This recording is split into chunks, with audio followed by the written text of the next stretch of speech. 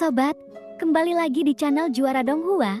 Kali ini kita akan melanjutkan lagi alur cerita Battle Through the Heavens chapter terbaru. Sebelum kita ke alur ceritanya, admin ucapkan terima kasih kepada kawan-kawan yang selalu ngedukung channel ini berkembang. Sehat-sehat terus buat kalian semua. Oke, tanpa berlama-lama langsung saja kita ke alurnya. Setelah Xiaoyan selesai berbicara, Yitian terdiam sejenak.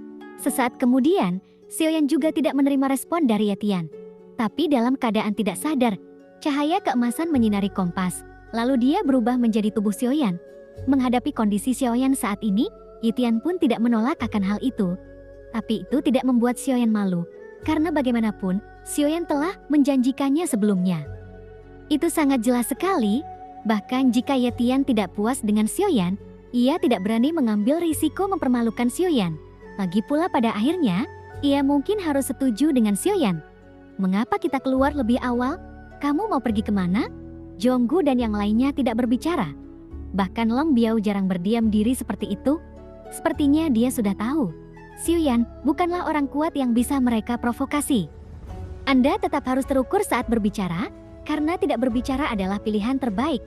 Dan orang yang berani bertanya pada Xiaoyan itu Yitian dengan rambut ungu tergerai. Tampaknya saat ini, dia sebenarnya memiliki ketampanan, tetapi tampak jahat. Xiaoyan pun tidak menjawab dengan kata apapun akan pertanyaan itu. Tentu saja, dia tidak akan banyak bicara kepada orang luar tentang percakapan dengan Yitian. Jika kamu tidak mengatakannya, jangan katakan itu. Apa yang kamu lakukan dengan kesombongannya? Iblis itu sudah pergi, maka hubungi saya lagi ketika Anda meninggalkan dunia ini. Sampai jumpa, Yitian berkata tanpa menunggu jawaban Xiaoyan. Yitian baru saja menggerakkan tubuhnya, meski berubah menjadi sentuhan cahaya ungu di antara sekian banyak penampakan aneh di kompas.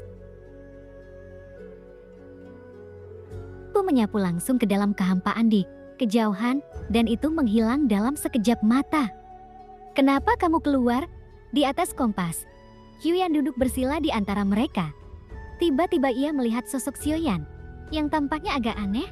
Ini masalah pribadi, maka Anda perlu menghadapinya sendiri, kata Xiaoyan. Begitu pernyataan ini keluar, selain Yuyan, dua bangsawan lainnya tiba-tiba dia mengerutkan kening, lalu dia menatap Xiaoyan dengan mata dingin. Urusan pribadi macam apa yang dapat kamu miliki sebagai hamba Tuhan? Ceritakan kepada kami apa pengalaman Anda selama ini. Apakah misi Halloween Demon World telah selesai? Tuan bernama Luya. Ada kemarahan yang muncul di wajahnya. Jelas sekali. Dia tidak puas dengan cara Xiaoyan dan Yuyan saat berbicara. Itu membuat dia sangat tidak bahagia. Lagi pula, di matanya budak ilahi ini hanyalah budaknya, dan tidak ada martabat atau inferioritas sama sekali. Hentikan omong kosong itu. Yuyan memiliki sekelompok alis belau. Berteriaklah dengan marah, dan apakah kamu mendengar itu? Apakah budak ilahi mengizinkan Anda berbicara? Luya langsung setuju. Lalu dia menatap Xiaoyan dengan marah. Alasan untuk marah? Tampaknya Xiaoyan dan yang lainnya mengapa bisa keluar hidup-hidup. Itu membuat dia sangat tidak bahagia. Karena hidup Wen Qianghe hancur, lalu hal ini membuat Ia sangat malu. Aku sudah bilang padamu untuk berhenti bicara omong kosong. Tepat ketika Luya menatap Jonggu, Xiaoyan dan yang lainnya dengan dingin, suara Yuyan langsung menuju ke Luya.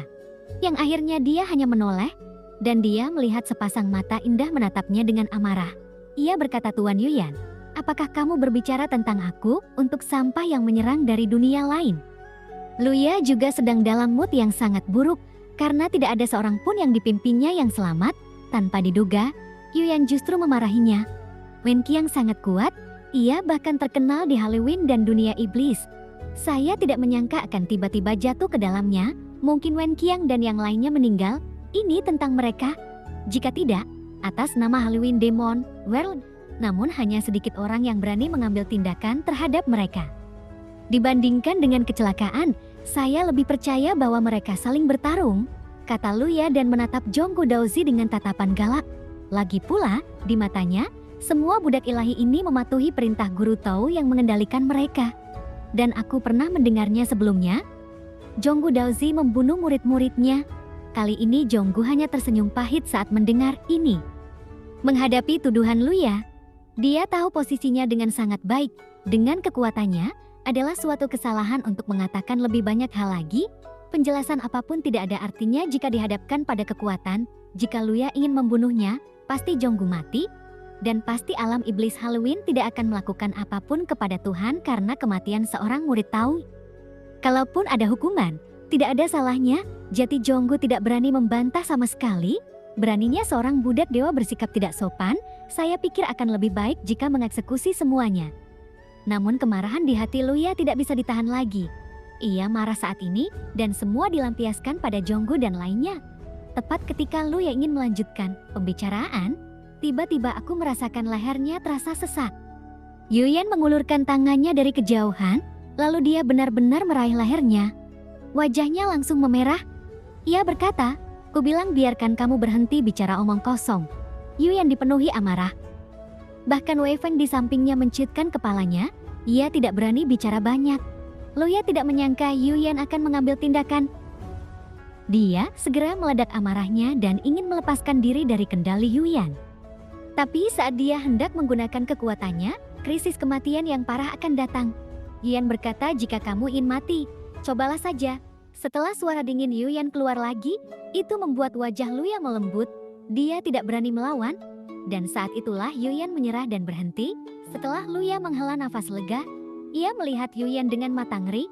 Sepertinya dia masih berpikir perasaan krisis yang kuat tadi. "Baiklah, pria menyebalkan ini akhirnya tutup mulut. Apa yang baru saja Anda katakan? Kemana harus pergi? Apakah kamu membutuhkan aku untuk menemanimu?" Niat membunuh dan kemarahan Yuyan semuanya tercermin saat dia melihat Yuyan. Yuyan kemudian menghilang ke udara tipis. Namun sebaliknya, wajahnya penuh kegembiraan. Kecepatan mengubah wajah ini, dia hanya membuat semua orang di sekitarnya menatap ke tempatnya. Tapi mereka tidak berani mengatakan apapun. Tentu, dua tuan dengan ekspresi paling indah tidak lain adalah Luya dan Wei Feng. Mereka tidak dibutuhkan, ini masalah pribadiku. Namun, Xiaoyan bahkan lebih terkejut lagi dengan banyaknya mata yang tertegun. Dia menjawab dengan nada dingin, "Ditolak." Dia sebenarnya menolak, dan Luya tercengang. Di dunia Halloween, tidak ada perbedaan antara budak ilahi dan binatang buas, dan kadang-kadang statusnya bahkan lebih rendah daripada binatang. Kenapa dia berani? Luya benar-benar tidak mengerti. Tapi kata-kata itu keluar begitu saja. Yuyan mengangkat tangannya dan menampar wajahnya dengan telapak tangan dari udara. Ia menampar langsung sosok Luya, membuat gigi di mulutnya hancur dan lepas.